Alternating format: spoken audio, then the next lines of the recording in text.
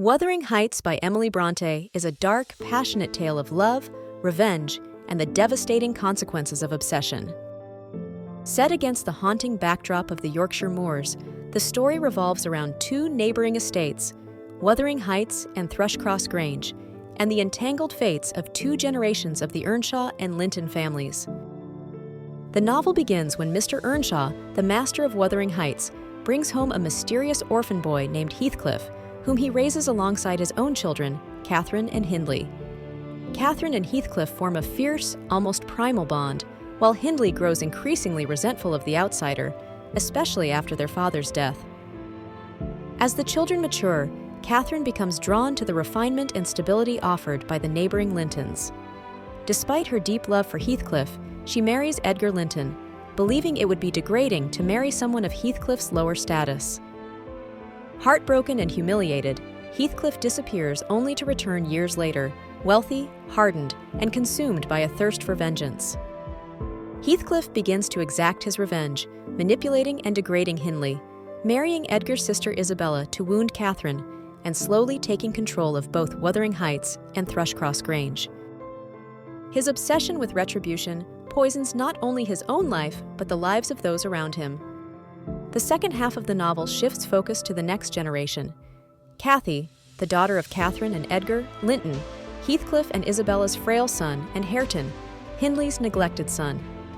Determined to continue his cycle of vengeance, Heathcliff forces Cathy into a loveless marriage with Linton. However, after Linton's death, Cathy and Hareton gradually form a tender bond, one that begins to heal the deep wounds inflicted by the past.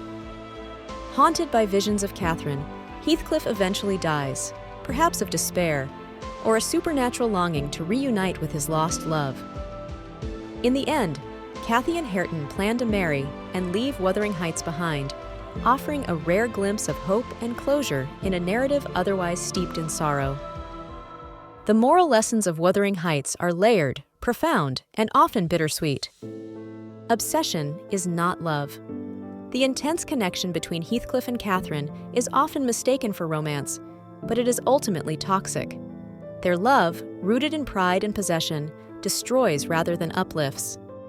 True love, the novel suggests, must be selfless and restorative, not fueled by control or revenge. Vengeance corrodes everything. Heathcliff's pursuit of revenge spans decades, dragging down not only his enemies, but also their children and the very homes they inhabit. His story is a stark warning. Vengeance, even when justified, can become a poison that consumes both the target and the one who carries it.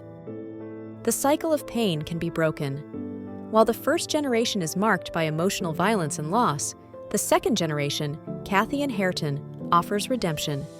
Through kindness, growth, and mutual respect, they begin to undo the damage left behind by their parents. Balance is necessary for fulfillment. The moors and the manor houses symbolize extremes, wildness and order, passion and propriety. The novel suggests that fulfillment lies not in extremes, but in balance, the ability to feel deeply while also living wisely. Class and social status can lead to ruin. Much of the novel's tragedy stems from Catherine's choice to marry for status rather than love. Fear of social judgment, class prejudice, and the need to maintain appearances lead to irreversible consequences, reminding readers that valuing class over character often leads to regret. In the end, Wuthering Heights is both a cautionary tale and a testament to human resilience. It explores the destructive force of untamed passion and the redemptive power of love that chooses understanding over vengeance. Despite the darkness that surrounds it, the novel leaves us with a flicker of hope that even the most tormented legacies can be transformed through compassion, forgiveness, and healing.